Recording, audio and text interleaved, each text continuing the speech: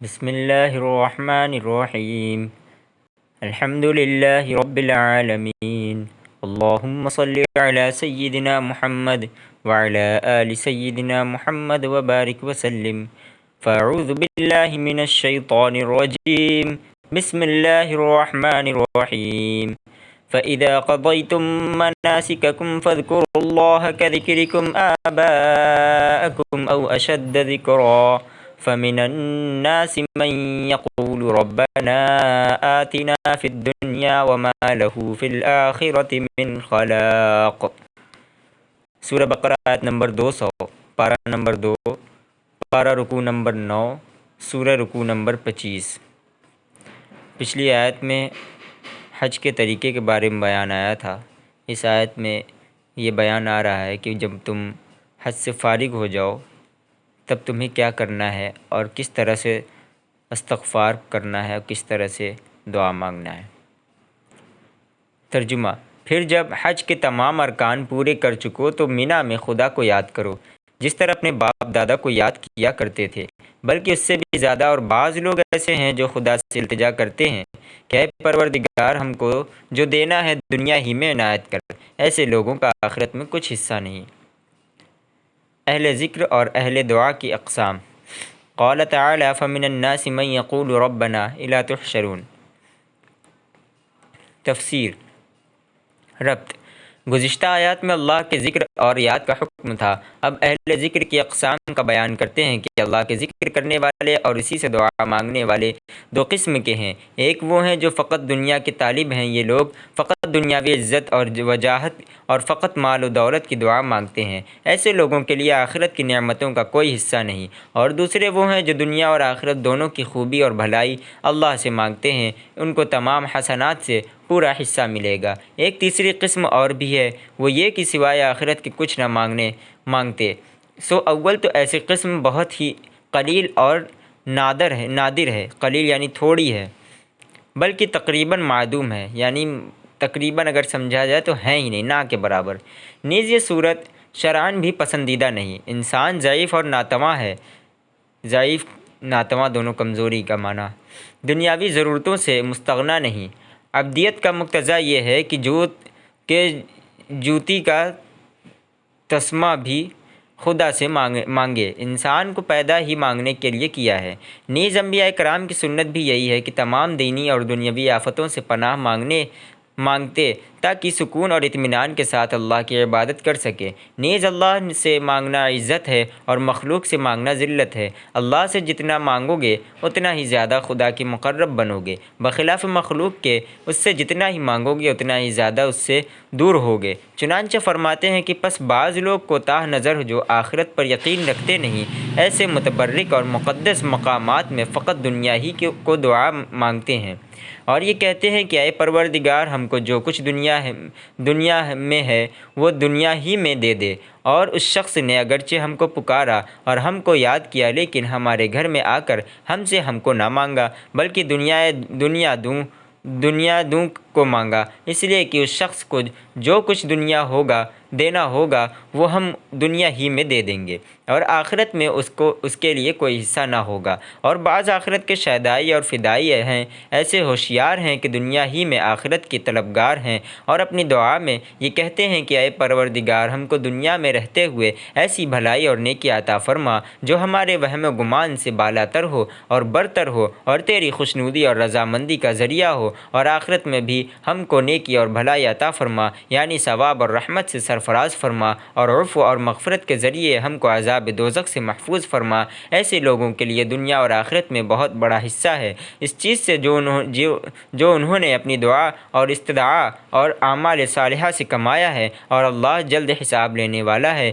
یعنی قیامت قریب ہے، تم اس سے غافل نہ ہو۔ اور ایام تشریق میں اللہ کو یاد کرو جو گنتی کے دن ہیں، ایام معدودات سے ذی الحجہ کے 11ویں اور 12ویں 13ویں تاریخ مراد ہیں، جن میں تینوں جمرات کی رمی ہوتی ہے، یعنی شیطان کو کنکری مارنے کا دن، بخلاف 10ویں تاریخ کے، اس میں فقط جمرہ عقبہ کی رمی ہوتی ہے۔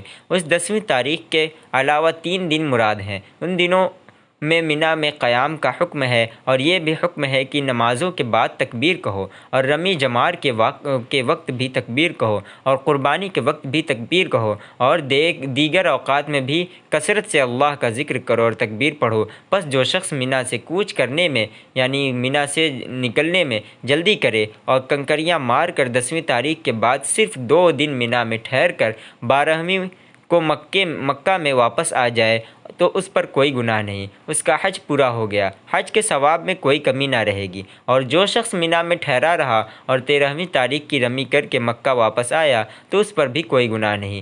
یہ آیت اہل جاہلیت کے رد کے لیے نازل ہوئی۔ بعض لوگ جلدی چلے جانے والے کو گناہ گار سمجھتے تھے اور بعض تاخیر کرنے والوں کو گناہ گار سمجھتے تھے۔ اللہ نے فرمایا کہ نہ تعجیل میں گناہ ہے اور نہ تاخیر میں، اگرچہ اولا اور افضل یہ ہے کہ 3 دن قیام کر کے واپس ہو۔ بہرحال تعجیل اور تاخیر ہر صورت میں حج مکمل ہو گیا، اس کو حج کا پورا ثواب ملے گا اور تمام گناہ اس کے معاف ہو جائیں گے، مگر یہ فضیلت اور یہ رعایت اس شخص کے لیے ہے جو اپنے حج میں رفث اور فسوق اور جدال اور دیگر افعال ممنوعہ سے بچتا رہا۔ اور تقویٰ کے لیے حج کی کوئی خصوصیت نہیں، ہر کام میں ہر وقت اللہ سے ڈرتے رہو اور یہ یقین رکھو کہ تم سب اللہ کے پاس جمع کیے جاؤ گے اور تمام اعمال کا حساب دینا ہوگا۔ فائدہ: جاننا چاہیے کہ آیت شریفہ میں ایام معدودات سے علاوہ یوم النحر یعنی 10ویں تاریخ ذی الحجہ کے علاوہ 3 دن مراد ہیں، جن کو ایام تشریق بھی کہتے ہیں، یعنی 11ویں، 12ویں اور 13ویں تاریخ مراد ہیں۔ اور فمن تعجل فی یومین میں 10ویں تاریخ کے علاوہ 2 دن یعنی 11ویں اور 12ویں تاریخ ذی الحجہ مراد ہیں۔ حضرات اہل علم کے لیے امام قرطبی کی عبارت پیش کرتے ہیں: امر اللہ سبحانہ وتعالی عبادہ بذکرہ فی الایام معدودات وہی الثلاثۃ التی بعد یوم النحر ولیس یوم النحر منها الاجماع الناس انہ لا ينفر احد یوم النفر وهو ثانی یوم النحر ولو كان یوم النحر فی المعدودات لساغ ان ينفر من شاء متعجلا یوم النفر لأنہ۔ یہ پورے عربی کی عبارت ہے، تو آپ حضرات اگر پڑھنا چاہیں تو میں ریکارڈ میں رکھ دے رہا ہوں، آپ حضرات اس کو پڑھ لیں اور جو سمجھ سکتا ہو اس کو سمجھ لے۔ یہ قضا فی احکام القرآن للقرطبی کی عبارت ہے، جلد نمبر 3 صفحہ نمبر 2 کی عبارت ہے۔ وَمِنْهُمْ مَنْ يَقُولُ رَبَّنَا آتِنَا فِي الدُّنْيَا حَسَنَةً وَفِي الْآخِرَةِ حَسَنَةً وَقِنَا عَذَابَ النَّارِ۔ اور بعض ایسے ہیں کہ دعا کرتے ہیں کہ پروردگار ہم کو دنیا میں بھی نعمت عطا فرما اور آخرت میں بھی نعمت بخشیو اور دوزخ کے عذاب سے محفوظ رکھیو۔ اولئک لهم نصیب مما کسبوا واللہ سریع الحساب۔ یہی لوگ ہیں جن کے لیے ان کاموں کا حصہ یعنی اجر نیک تیار ہے، اور خدا جلد حساب لینے والا اور جلد اجر دینے والا ہے۔ وَاذْكُرُوا اللَّهَ فِي أَيَّامٍ مَّعْدُودَاتٍ فَمَن تَعَجَّلَ فِي يَوْمَيْنِ فَلَا إِثْمَ عَلَيْهِ وَمَن تَأَخَّرَ فَلَا إِثْمَ عَلَيْهِ لِمَنِ اتَّقَىٰ وَاتَّقُوا اللَّهَ وَاعْلَمُوا أَنَّكُمْ إِلَيْهِ تُحْشَرُونَ۔ صدق اللہ العظیم۔